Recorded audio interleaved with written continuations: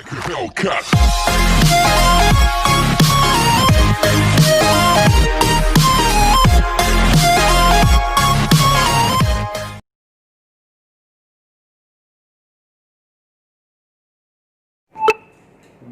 to all of you in my YouTube channel of Organic Chemistry by Dr. Sanjay Singh. Welcome to all my dear friends and students. Now we start lecture 4 for BSc third year student, chapter first reaction intermediate, topic carbocation. Now we discuss comparative stability of carbocations. हम आप लोगों को इतनी चीजों को बता चुके हैं. What is carbocation? How will you prepare carbocations? What is its geometry? And what is its synthetic application? जो आपके थर्ड ईयर के सिलेबस में है और लास्ट जो है वह है comparative stability of carbocations. Fix 2 mark. Comparative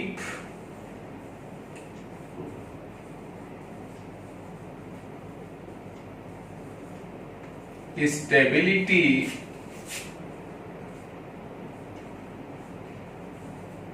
of carbocations. Comparative stability of carbocations influenced by following factors. रटना नहीं है, हमें फैक्टर पता होने चाहिए, उनके ऑर्डर पता हो, स्टेबिलिटी अपने आप निकलती चली जाएगी. कंपैरिजन आप खुद करते चले जाएंगे. इतने फैक्टर्स हैं जो आप कंपैरेटिव स्टेबिलिटी को बता सकते हैं. जैसे पहला आपको बताया जा चुका है इंडक्टिव इफेक्ट.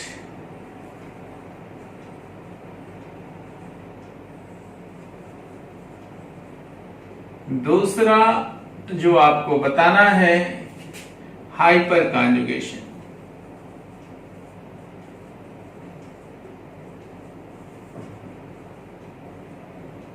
इफेक्ट. तीसरा जो है वह है inductive effect and hyper conjugation effect both.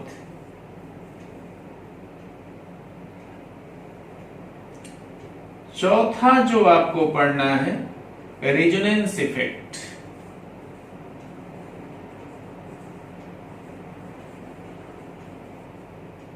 पांचवा जो आपको जानना है resonance and hyper conjugation both.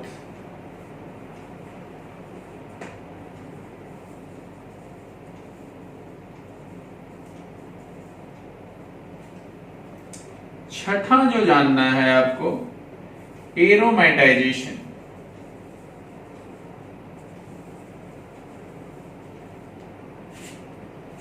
और सातवां जो आपको जानना है वह है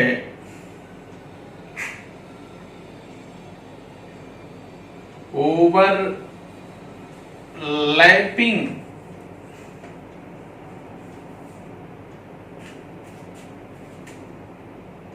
of vacant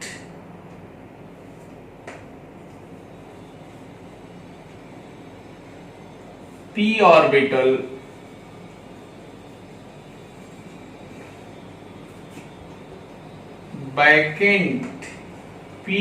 orbital of positive carbon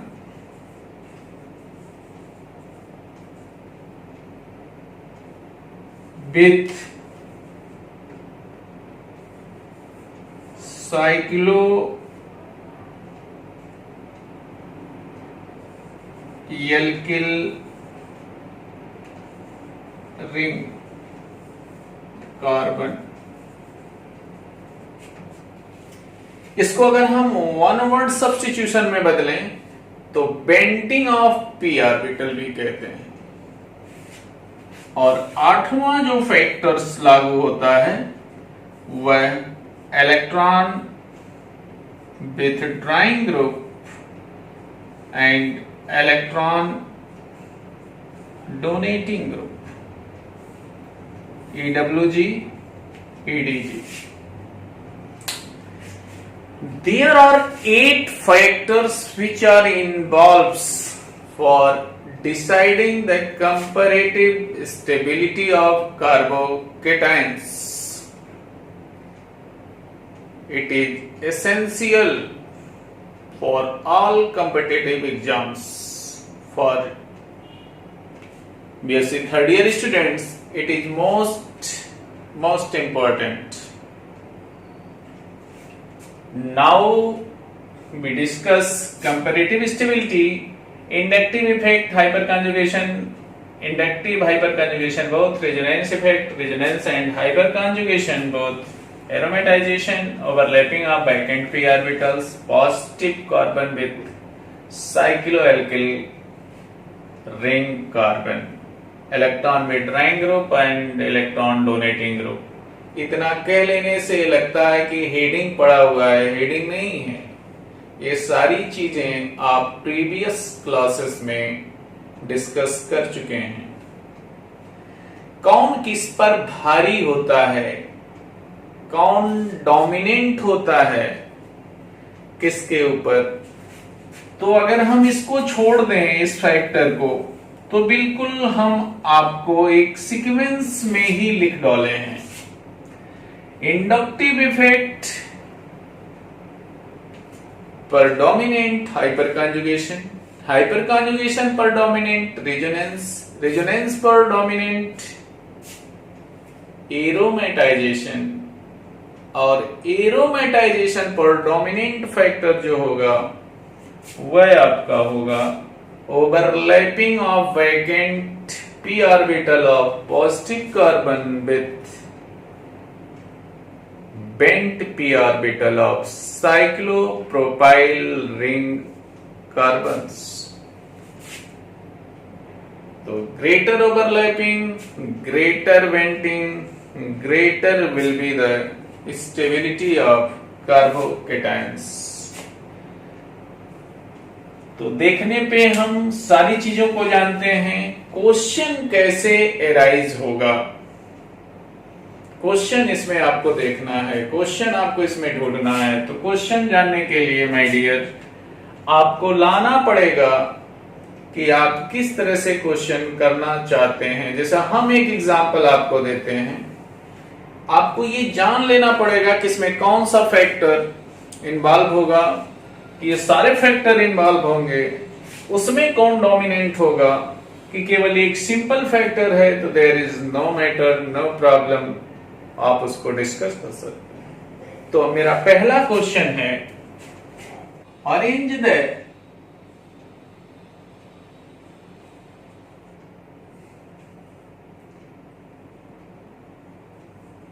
the following carbocations in increasing order of stability। कार्बोकेटाइनों में लेट अस सपोज दैट ये दिया गया है, मान लिया जाए पहला ये है,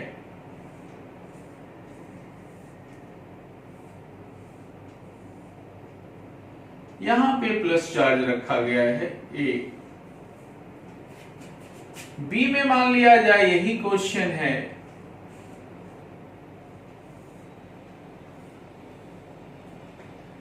पॉजिटिव चार्ज रखा गया है यहां, ये बी हो गया। सी में मान लिया जाए यही दिया गया है,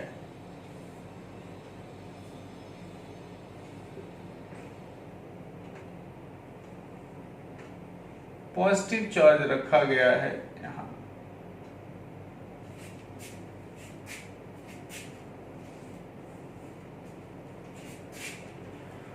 Which are more stable in following? कौन सा फैक्टर इन्वॉल्व होगा? मैंने आपको सारे फैक्टर लिख दिए थे, first, second, third, fourth, fifth. तो इंडक्टिव इफेक्ट की जरूरत तब पड़ती है जब hyper conjugative structure will be same in following species. Now there is no double bond character or present in conjugation, no resonance, no aromatization. Inductive effect as well as hyperconjugation effect both are involved, in which hyperconjugation effect is most dominant on inductive effect. Then we take up hyperconjugation effect for deciding the stability of following carbocations. Answer में अगर हम इसका answer आपको बताना चाहें तो answer आप लिख सकते हैं, बड़े आराम से देख सकते हैं क्योंकि आपके सामने है। अगर हाइपर कॉन्जुगेटिव स्ट्रक्चर हम शो करें पहले में, फर्स्ट में, तो आंसर में आपको हम बताते हैं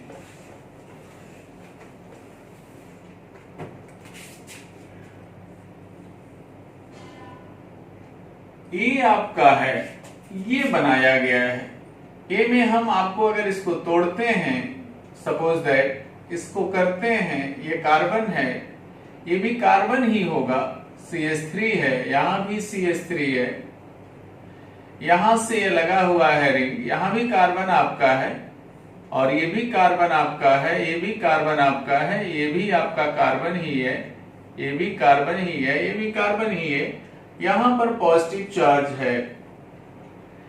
वैलेंसी आप कार्बन की पूरा कर सकते हैं। हर कार्बन जो है वह टेट्रावैलेंट है accept positive carbon become trivalent. ये आपका है।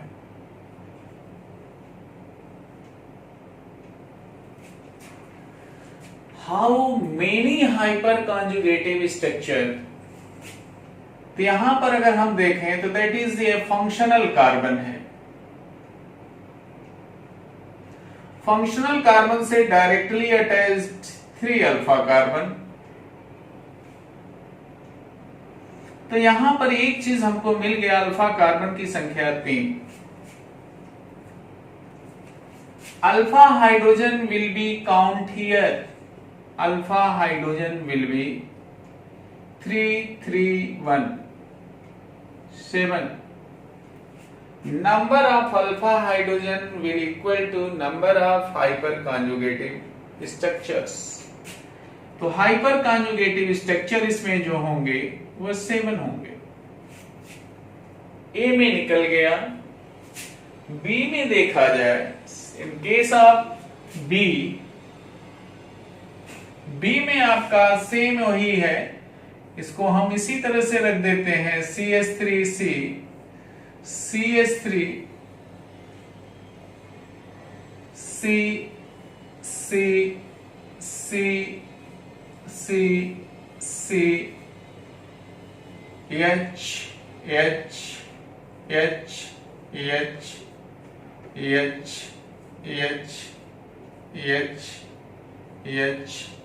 Now positive charge present here, this H।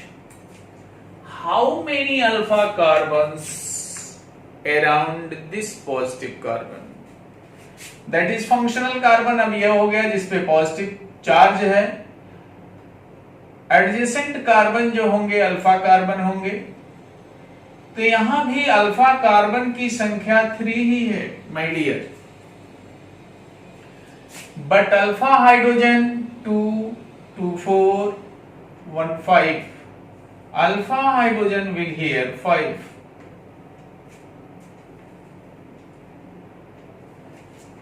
Then hyperconjugative structure also will be 5. अब क्वेश्चन ये राइज होता है कि इन दोनों में कौन ज्यादा स्टेबल है। ये मैंने बीएससी फर्स्ट ईयर में भी बता चुका कि greater than number of alpha hydrogen greater will be hyper conjugative structure while stability also greater means stability of carbocations is directly proportional to the hyperconjugative structures or alpha hydrogen.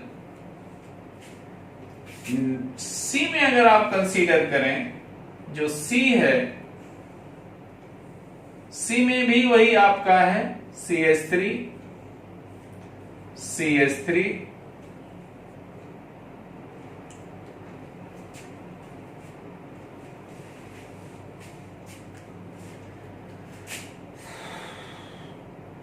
CH3 C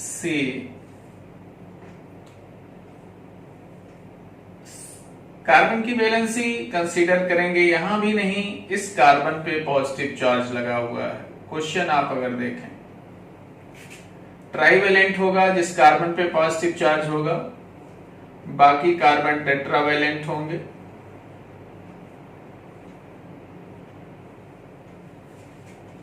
There are also 3 alpha carbon or 2 alpha carbon। ये आपको अब decide करना, क्योंकि मैंने पहले में बताया, दूसरे में बताया, first species contains 3 alpha, second also 3 alpha carbon, third species में जो सी है उसमें कितने अल्फा कार्बन होंगे। तो ये जो कार्बन है that is functional carbon. This carbon surrounded by only 2 carbon adjacent। तो अल्फा कार्बन की संख्या जो इसमें होगी वह 2 होगी। अल्फा हाइड्रोजन की संख्या जो होगी, यहां से अगर आप देखें तो आपका जो अल्फा कार्बन है 1, अल्फा कार्बन है 2, यहां पर 2 हाइड्रोजन है, इसके पास 1 अल्फा हाइड्रोजन है, 2 1 मिलकर के कितने हो जाएंगे 3। तो हाइपर कॉन्जुगेटिव स्ट्रक्चर कितना होगा 3। स्टेबिलिटी आपने बता दिया अगर आपको हाइपर कॉन्जुगेशन पता है, पर आप लोगों को ये लगता है hyper conjugation BSc third year में हमने पढ़ लिया तो उसकी कहानी वहीं पे समाप्त हो जाती है। नो, उसकी कहानी तब तक नहीं समाप्त होती है जब तक केमिस्ट जिंदा है, लेके चलना है। अब हमारा हो क्या गया, stability of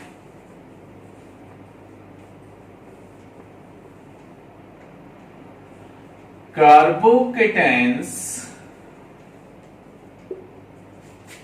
is directly proportional to number of hyperconjugative structures।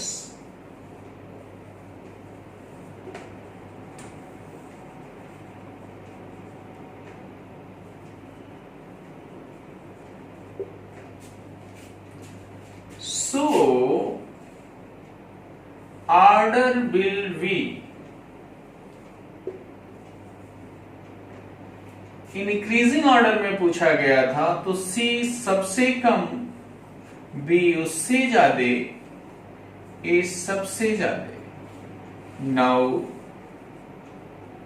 Increasing order of stability very simple question, मैंने एक क्वेश्चन स्टार्ट किया, ये क्वेश्चन आगे भी आ सकता है फॉराइटिज्म के लिए और भी केसेस में। तो यहाँ पे हम थोड़ा सा बढ़ाते हैं, लेकिन इसमें बहुत क्वेश्चन है, इसको करने में 1 2 3 लेक्चर रख सकते हैं। Compare the stability of following species.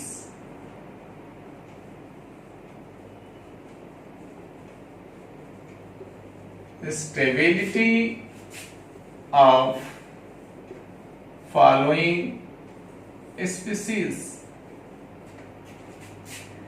एक आपको ये दिया गया है, हम मिसलेनियस भी देंगे आपको, बस इंतजार कीजिए, मिलना तो है ही है।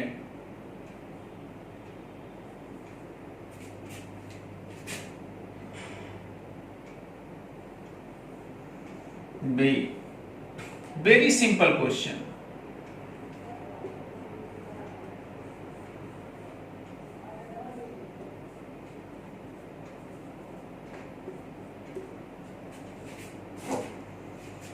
Both are aromatic,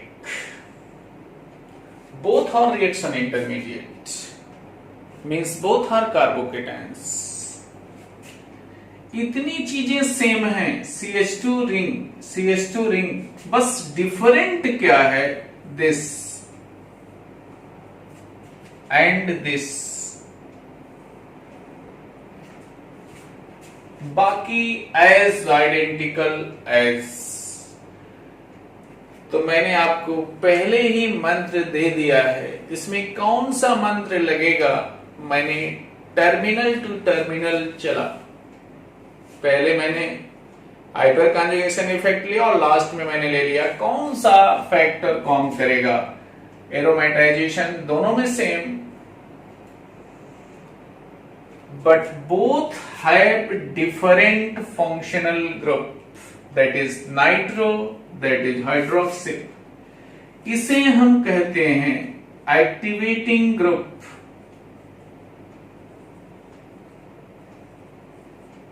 इसको हम कहते हैं डीएक्टिवेटिंग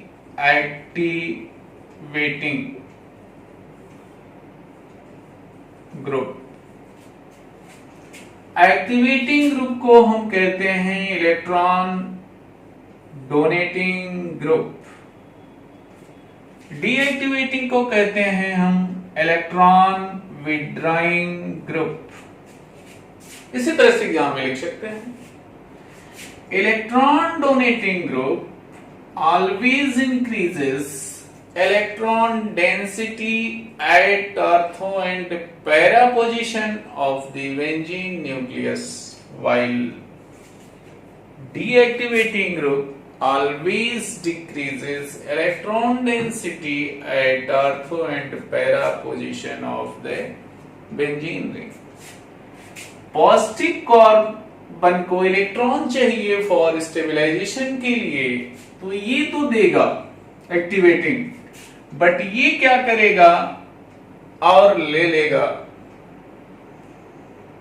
तो मरने वाले को मारा जाए तो उसे कैसा लगेगा, या वह कितना सर्वाइवल रख पाएगा। लेकिन अगर उसे दवा दिया जाए तो वह बच जाएगा। तो देने वाला स्टेबलाइज करेगा, लेने वाला डिस्टेबलाइज करेगा। Means stability of carbocations also directly proportional to activating group and inversely proportional to deactivating group. तो यहां पर कौन ज्यादा स्टेबल होगा, आंसर में आपको पता चल गया कि ए इज मोस्ट स्टेबल, क्योंकि ये तो देने वाला है, ये तो क्या है आपका लेने वाला है। मतलब species A is more stable than B because of OH group is act as a activating group or electron donating group which stabilizes the positive carbon while in species B, nitro group act as a deactivating group or electron withdrawing group which decreases electron density of positive carbon, so it is destabilizes. इतनी बातों को अगर हम लोग जान लें तो कोई भी अगर डीएक्टिवेटिंग ग्रुप आ जाए, जैसे बहुत सारे ग्रुप हैं, सब डिस्टेबलाइज करेंगे। तो यहां पर आप क्या ले सकते हैं, ओरली बताते हैं, nitro group, sulphonic acid group, आपका एसीटोन ग्रुप, एल्डिहाइड ग्रुप, जितने भी आपके हैं डीएक्टिवेटर्स या इलेक्ट्रॉन विथड्राइंग ग्रुप, वो सब के सब आपके पॉजिटिव चार्बन को डिस्टेबलाइज करेंगे, एक्सेप्ट हेलोजन एटम, क्योंकि वह क्वेश्चन पहले अराइज हो गया था कि why halogen atom on benzene nucleus is ortho and para directive but it is deactivated. तो जितने भी आएंगे सब डीएक्टिवेट करेंगे। क्वेश्चन में है यही, arrange the following carbocations in increasing order.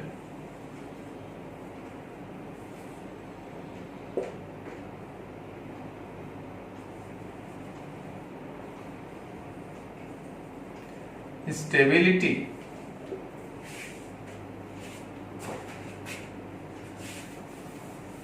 तो यहां पे हम थोड़ा सा आपको आगे लेके चलते हैं जिससे आपको भी कोई कंफ्यूजन न हो, देखा जाए कि कैसे करना है। हमें थोड़ा बहुत आपको भी लेके चाहिए कि आगे बढ़ के ही निकलना चाहिए, नहीं बढ़ते हैं तो भी कोई बात नहीं, पॉजिटिव चार्जेस, और आप चाहें तो इसे सिंपल भी कर सकते हैं, बॉन्ड भी लगा सकते हैं, नहीं भी लगा सकते हैं तो भी कोई बात नहीं है।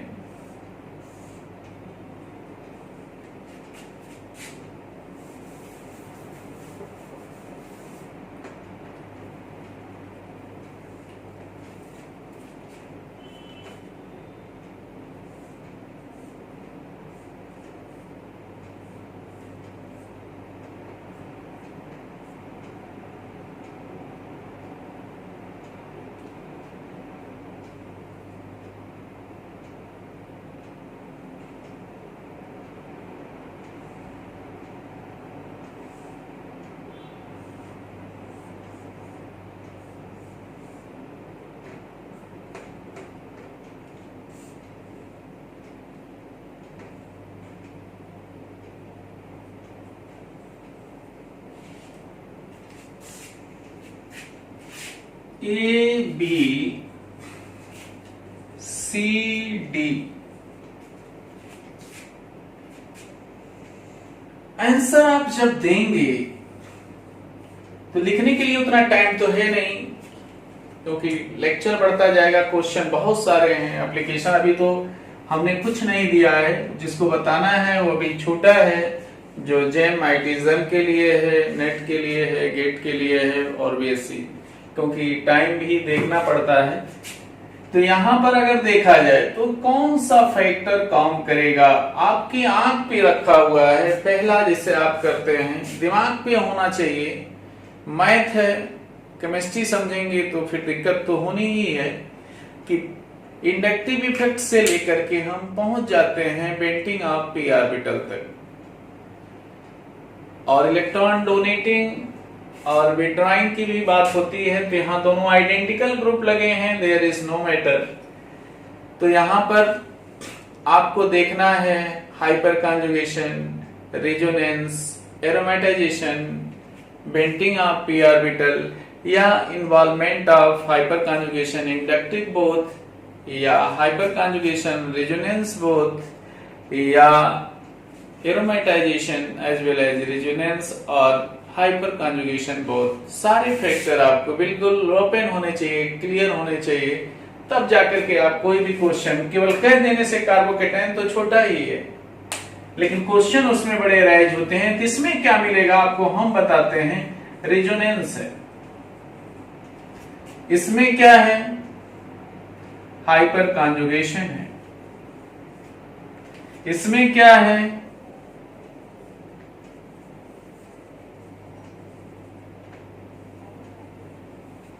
इसमें अगर हम आपसे पूछें तो दो दो चीजें हैं या कहें तीन तीन चीजें हैं, हाइपर कॉन्जुगेशन है, रेजोनेंस तो है ही है, एरोमेटाइजेशन भी है।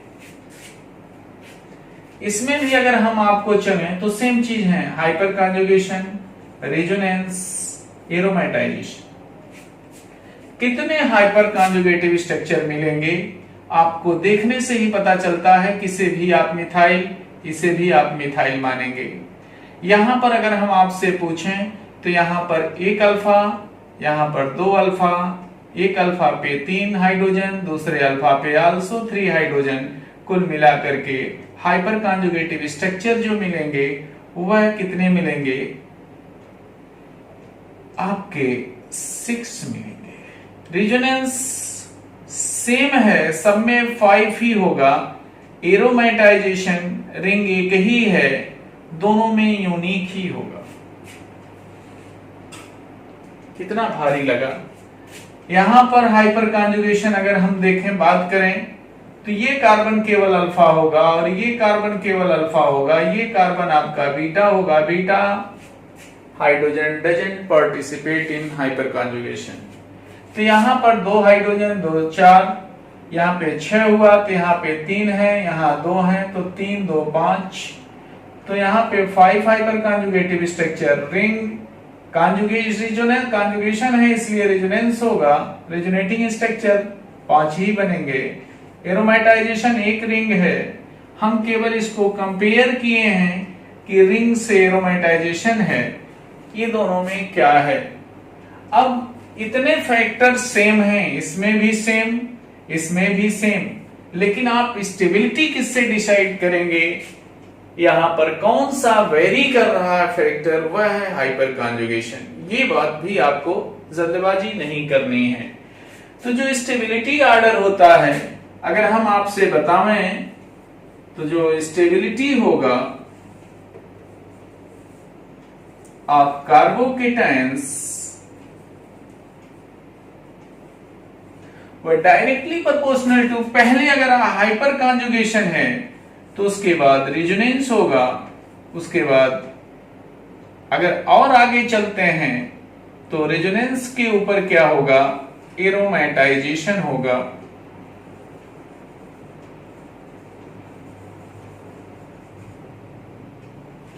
उसके बाद एरोमेटाइजेशन और हाइपर कॉन्जुगेशन बोथ होगा।